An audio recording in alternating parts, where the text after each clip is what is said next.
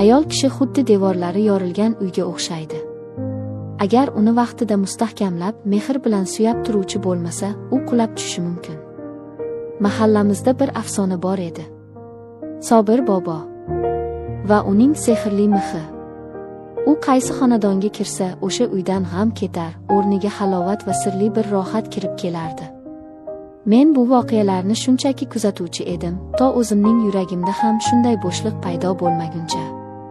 Oshxonadagi bug'lar orasida o'sha yigitning surati va mening 5 o'lchamdagi somsam. Bugun sizga yolg'izlik, najot va kutilmagan muhabbat haqida so'zlab beraman. Assalomu alaykum, Hikoyachi Mom kanalining aziz va qadrdon muxlislari. Hayotda shunday insonlar bo'ladiki, ular so'z bilan emas, harakat bilan qalblarni davolaydi. Bugungi hikoyamiz 2 qismdan iborat bo'lib, u insoniy ehtiyoj, mehrga tashnalik va taqdirning g'aroyib o'yinlari haqida. Agar tayyor bo'lsangiz, chiroqlarni pasaytirib, qalb qulog'ini tuting. Biz boshladik. Mahallamizda Sobir boboni tanimagan odam yo'q edi. U kishi shunchaki usta emas, balki singan ko'ngillarning, dars ketgan oilalarning tabibi edi, desam adashmayman. Uning qo'lidagi katta, zalvorli mix va bolg'asi xuddi sehrli tayoqchadek edi.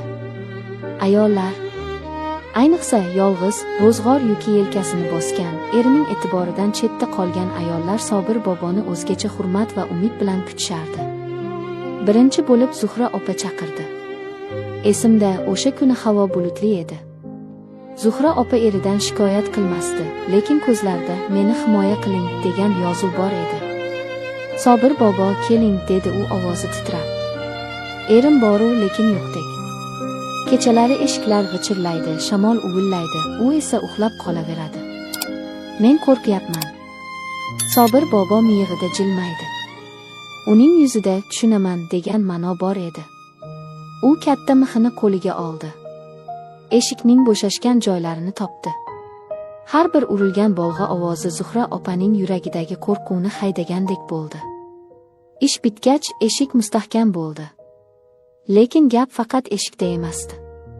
Ular kechgacha suhbatlashib o'tirishdi.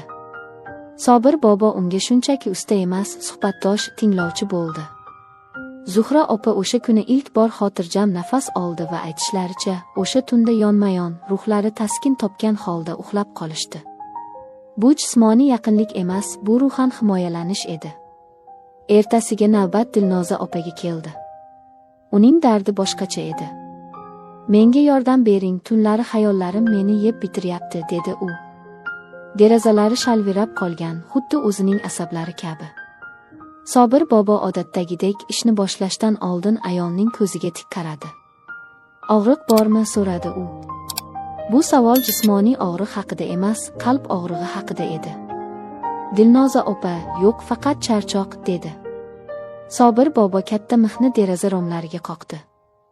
Har bir harakati aniq va ishonchli edi. Dilnoza opa bu jarayonni kuzatib, o'zini xuddi kimdir uning hayotini tartibga solayotgandek his qildi. Ular ham tunni sokin suhbat bilan o'tkazishdi. Deraza endi sharaqlamas, Dilnoza opaning ham uyqusi tinch edi. 3-kuni Shahnoza opa. U go'zallikka o'ch, lekin ichi bo'sh ayol edi. Devordagi rasmlar qiyshayib qolgan. "Men shunday rohat olishni xohlayman", dedi u rasmlarni ko'rsatib. "Ya'ni hayotim ham shu rasmlardek tekis va go'zal bo'lishini istayman", demoqchi edi. Sobir bobo mixni ozgina mo'yladi. Bu uning ishga bo'lgan nafis yondashuvi edi. Devorga mix qoqilganda Shahnoza opa yengil tortdi. "Bunchalar rohat bo'lmasa", dedi u. Bu so'zlar ostida shunday kuchli erkak qo'li yetishmayotgandi degan ma'no yotardi. 4-kuni Gulbahor opa. Eridan ko'ngli qolgan ayol. "Erim mening ko'nglimga qaramaydi", dedi u yig'lamsirab. Sobir bobo unga taskin berdi, "Siqilmang. Hammasi sizning ko'nglingizdagidek yo'lga tushadi." "Uning og'riq bormi?" degan savoliga Gulbahor opa "Yo'q", deb javob berdi, chunki Sobir boboning borligi o'zi barcha og'riqlarni yuvib ketgandek edi. Ish tugagach, ular choy ichib uzoq dardlashdi. Erta tongda Sobir bobo uyga qaytar ekan, o'zining sadoqatli hamrohi katta mixini silab qo'ydi. "Mening sevimli mixim. Sen bilan qancha ko'ngillarni obod qildik-a, deb pichirladi. U shunchaki ta'mirchi emas, u yolg'iz ayollarning siniq umidlarini yamovchi usta edi. Men bu voqealarni ko'rib, kuzatib ulg'aydim. Lekin vaqt o'tib, taqdir meni ham o'sha ayollar kabi kutish va sog'inch domiga tashladi. Men shaharning gavjum, lekin men uchun kimsasiz bir burchagidagi kichik oshxonada ishlardim. Tong sahardan hali quyosh chiqmasdan kelardim. Oshxona jimjit. Faqat muzdek idishlarning jarangi va pichoqning taxtaga urilgan tovushi. Har tong stolni artaman. Bu shunchaki tozalash emas. Bu xuddi hayotimning changini artgandek, kimnidir kutib, yo'liga ko'z tikkan ayolning ibodati kabi edi.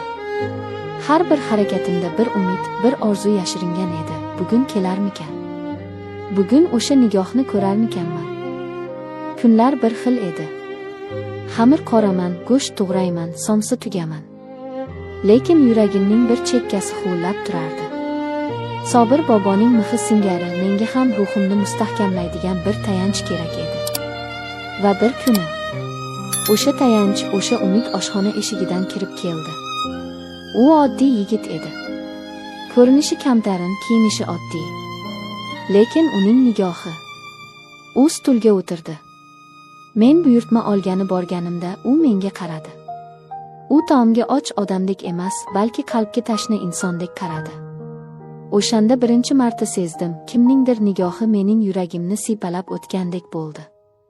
U somsa yedi, choy ichdi.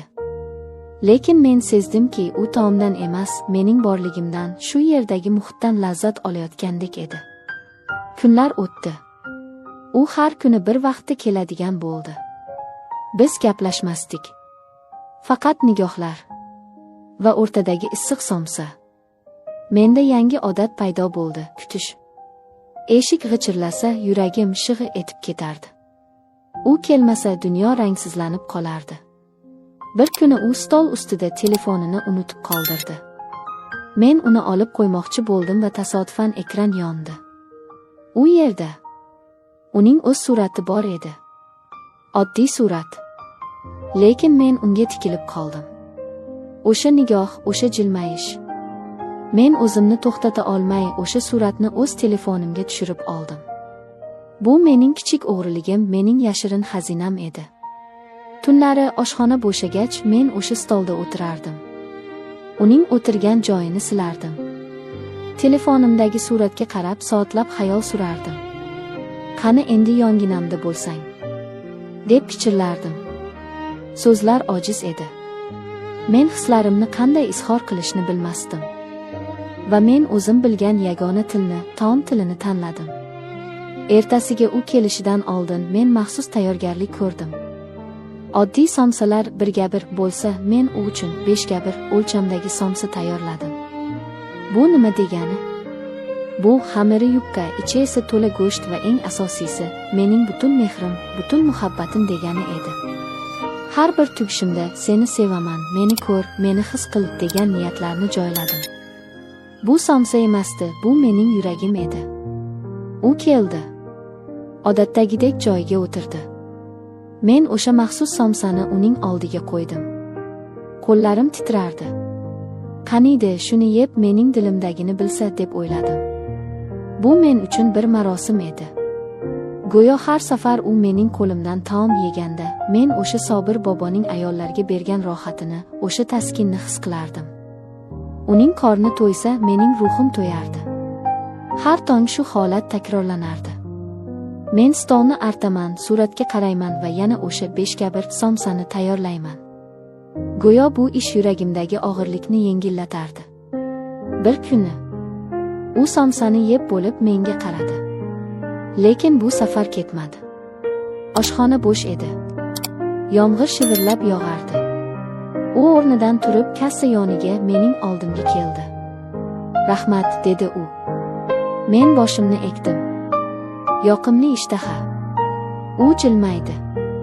"Bilasizmi", dedi u past ovozda. "Men bu yerga har kuni faqat taom uchun kelmayman." Yuragim to'xtab qolayozdi. Men shu taomdagi mehr uchun va asosiysi sizning mana shu ma'yus, lekin go'zal tabassumingiz uchun kelaman. Bu gaplar Ular xuddi Sobir boboning mixi kabi mening qalbimdagi barcha darzlarni birlashtirib yubordi. Men yig'lab yuborishimga oz qoldi, lekin o'zimni tutib kulib javob berdim. Men esa siz keladi deb har kuni yanada mazaliroq, yanada mehrliroq qilib pishiraman. Shu bir og'iz so'z o'rtadagi devorni yiqitdi. Bizning nigohlarimiz to'qnashdi. O'sha sovuq oshxona birdaniga dunyodagi eng issiq joyga aylandi. U qo'lini uzatdi. Men kaftimni uning kaftiga qo'ydim. Uning qo'llari issiq va ishonchli edi. Shu kundan boshlab mening hayotim o'zgardi. Sovuq oshxona endi yolg'izlik maskani emas, muhabbat uyi edi. Endi har bir tong, har bir yopilgan somsa, har bir artilgan stol bu bizning sevgimiz ramzi edi. Sobir bobo o'z mixi bilan uylarni ta'mirlagan bo'lsa, bu yigit o'zining muhabbati bilan mening vayrona qalbimni ta'mirladi. Men tushundimki, ayol kishi uchun eng katta rohat bu devordagi mix yoki derazaning butunligi emas ekan. Eng katta rohat bu seni tushunadigan, seni kuta biladigan va sening mehringni qadrlaydigan insonning yonida bo'lish ekan. Azizlar, agar siz ham qayerdadir, qaysidir sovuq burchakda yolg'iz o'tirib, kimnidir kutayotgan bo'lsangiz, umidingizni uzmang. Har bir qalb uchun atalgan bir usta yoki bir mijoz albatta keladi. Muhimi, yuragingizdagi olovni va qo'lingizdagi mehringizni so'ndirmang. Chunki chinakam muhabbat bu eng mazali taomdan ham shirinroqdir. E'tiboringiz uchun rahmat. Hikoyamiz sizga manzur bo'lgan bo'lsa, Hikoyachi Mom kanaliga obuna bo'ling va videoga like bosing. Bizda hali aytilmagan sirlar ko'p. O'zingizni va sevgilingizni asrang. Xayr.